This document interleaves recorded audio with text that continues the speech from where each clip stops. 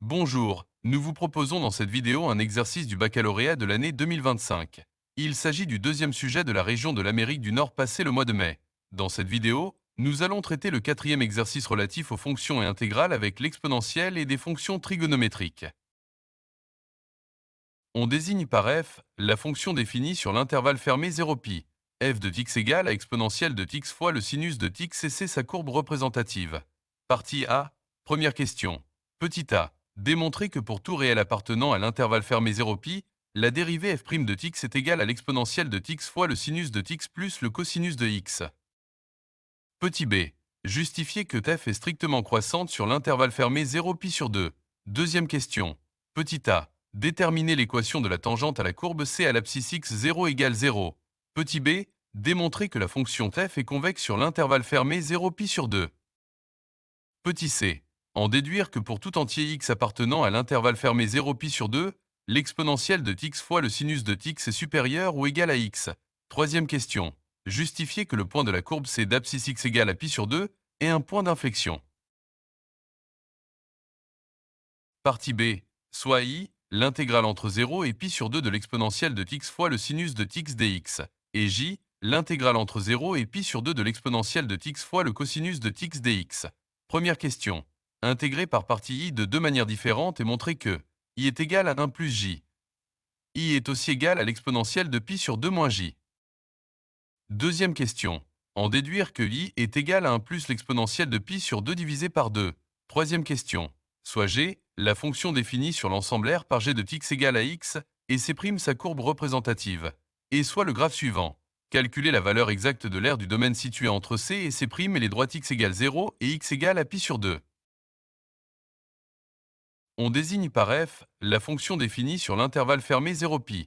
F de x égale à exponentielle de x fois le sinus de x et c'est sa courbe représentative. Partie A, première question.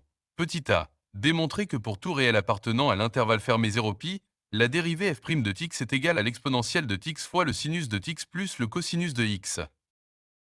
Puisque f est sous forme d'un produit de deux fonctions, l'exponentielle et le sinus, on va appliquer la formule de la dérivée du produit de u fois v qui est égal à u' fois v plus u fois v'. On aura donc f' de x égale à la dérivée de l'exponentielle de x fois le sinus de x plus l'exponentielle de x fois la dérivée du sinus de x. La dérivée de l'exponentielle de x est égale à elle-même, soit l'exponentielle de x, et la dérivée du sinus de x est égale au cosinus de x. En remplaçant ces résultats dans notre dérivée, on obtient f' de x égale à l'exponentielle de x fois le sinus de x plus l'exponentielle de x fois le cosinus de x. En sortant l'exponentielle de x en facteur en commun, on obtient bien la dérivée f' de x égale à l'exponentielle de x fois le sinus de x plus le cosinus de x. Passons maintenant au petit b, justifier que f est strictement croissante sur l'intervalle fermé 0π sur 2. Nous allons démontrer que f' de x est strictement positive sur cet intervalle. F' de x égale à l'exponentielle de x fois le sinus de x plus le cosinus de x. D'une part, l'exponentielle de x est toujours strictement positive. D'autre part, comme montré sur le cercle trigonométrique, sur l'intervalle 0π sur 2, le cosinus est supérieur ou égal à 0 et le sinus aussi. Donc leur somme est supérieure ou égale à 0. Or le sinus de x est égal à 0 quand x est égal à 0 ou le cosinus de 0 est égal à 1. Et le cosinus de x est égal à 0 quand x est égal à π sur 2 ou le sinus de π sur 2 est égal à 1. Le sinus et le cosinus ne s'annulent pas en même temps, ce qui signifie que leur somme ne s'annule pas sur l'intervalle 0π sur 2. Donc le sinus de x plus le cosinus de x est strictement supérieur à 0. Revenons à notre dérivée qui est le produit de deux entités strictement positives et strictement positives. En conclusion, f' de x est strictement positive, ce qui implique que f est strictement croissante sur l'intervalle 0π sur 2. Passons maintenant à la deuxième question. Petit a. Déterminer l'équation de la tangente à la courbe C à l'abscisse x 0 égale 0. Or l'équation de la tangente au point d'abscisse x 0 s'écrit sous la forme y égale f' de x 0 fois x moins x 0 plus f de x 0. Pour x 0 égale à 0, on aura y égale f' de 0 fois x moins 0 plus f de 0. Or f' de x est égal à l'exponentielle de x fois le sinus de x plus le cosinus de x. Donc f' de 0 est égal à l'exponentielle de 0 fois le sinus de 0 plus le cosinus de 0. Après remplacement et calcul, on trouve f' de 0 égale à 1. On a f de x égale à exponentielle de x fois le sinus de x. f de 0 égale à exponentielle de 0 fois le sinus de 0. Après remplacement et calcul, on trouve f de 0 égale à 0. En remplaçant dans notre équation les valeurs trouvées, on trouve que l'équation de la tangente à la courbe C au point d'abscisse égale à 0 est y égale x.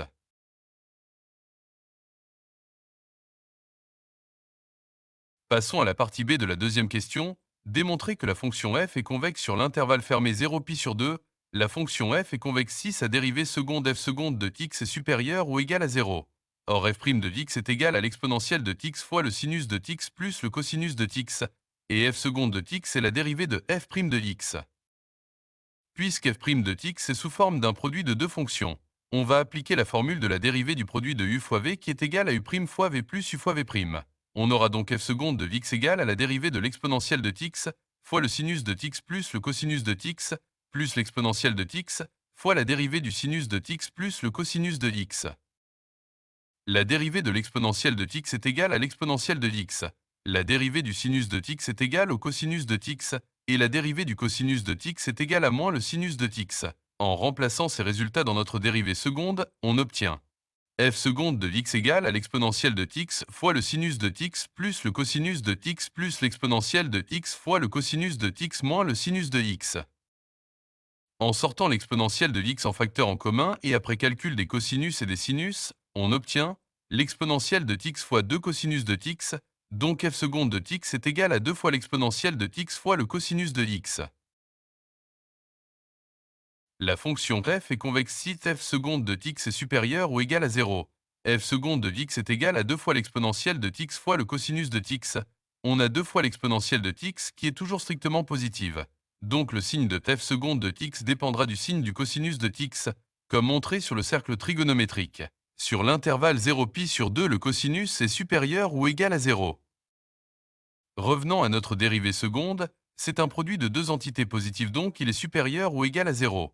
On conclut que sur notre intervalle 0π sur 2, f seconde de x est supérieur ou égal à 0, ce qui signifie que la fonction f est convexe sur cet intervalle. Passons à la partie C de la deuxième question. En déduire que pour tout entier x appartenant à l'intervalle fermé 0π sur 2, l'exponentielle de x fois le sinus de x est supérieur ou égal à x, on a d'une part f de x égale à l'exponentielle de x fois le sinus de x, et d'autre part, l'équation y égale à x est la tangente de la courbe C au point d'abscisse 0. Or 0 appartient à l'intervalle 0π sur 2, et on a la fonction f convexe sur cet intervalle, ce qui signifie que la courbe C représentative de f est au-dessus de toutes les tangentes sur cet intervalle. L'équation de la courbe C est y égale f de x est égale à l'exponentielle de x fois le sinus de x, et l'équation de la tangente en x égale à 0 est y égale à x, puisque C est au-dessus de la tangente, donc l'exponentielle de x fois le sinus de x est supérieur ou égal à x. Passons maintenant à la troisième question. Justifier que le point de la courbe C d'abscisse x égale à π sur 2 est un point d'inflexion. On va montrer que la dérivée seconde de x s'annule et change de signe pour x égale à π sur 2. On a f seconde de x égale à 2 fois l'exponentielle de x fois le cosinus de x. Or 2 fois exponentielle de x est toujours strictement positif. Le signe de f seconde de x dépend du signe du cosinus de x. On va utiliser le cercle trigonométrique. X appartient à l'intervalle fermé 0π. Le cosinus de 0 est égal à 1. Entre 0 et π sur 2, le cosinus est positif. Il s'annule en π sur 2. Entre π sur 2 et π, le cosinus est négatif, et le cosinus de π est égal à moins 1. Donc f seconde de x est positive de 0 à π sur 2, elle s'annule en π sur 2. Elle est négative entre π sur 2 et π. En conclusion, f seconde de x s'annule et change de signe en x égale à π sur 2. Donc le point de la courbe C d'abscisse x égale à π sur 2 est un point d'inflexion. Passons maintenant à la partie B relative aux intégrales. Soit I, l'intégrale entre 0 et π sur 2 de l'exponentielle de x fois le sinus de x dx, et J, l'intégrale entre 0 et π sur 2 de l'exponentielle de x fois le cosinus de x dx. Première question. Intégrer par partie I de deux manières différentes et montrer que I est égal à 1 plus J, et I est aussi égal à l'exponentielle de π sur 2 moins J. Tout d'abord, rappelons la formule de l'intégration par partie. L'intégrale entre a et b de uv' est égale à uv entre a et b, moins l'intégrale entre a et b de u'v.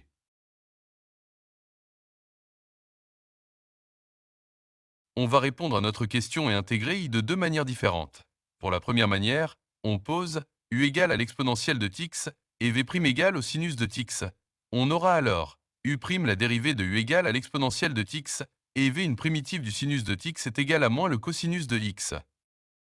Pour la deuxième manière, on pose u égale au sinus de tx et v' égale à l'exponentielle de tx. On aura alors u' la dérivée du sinus de tx égale au cosinus de tx et v une primitive de l'exponentielle de tx est égale à l'exponentielle de x.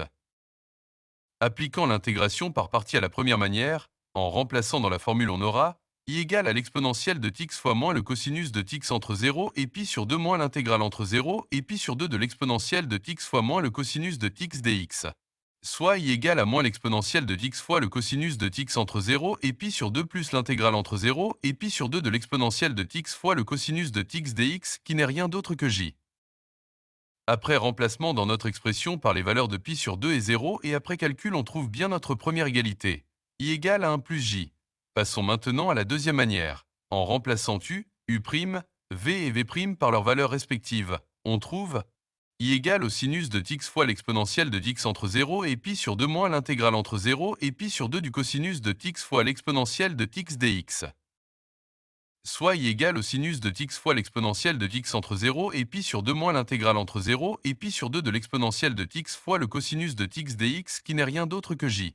Après remplacement dans notre expression par les valeurs de pi sur 2 et 0 et après calcul on trouve bien notre deuxième égalité, i égale à l'exponentielle de pi sur 2 moins j.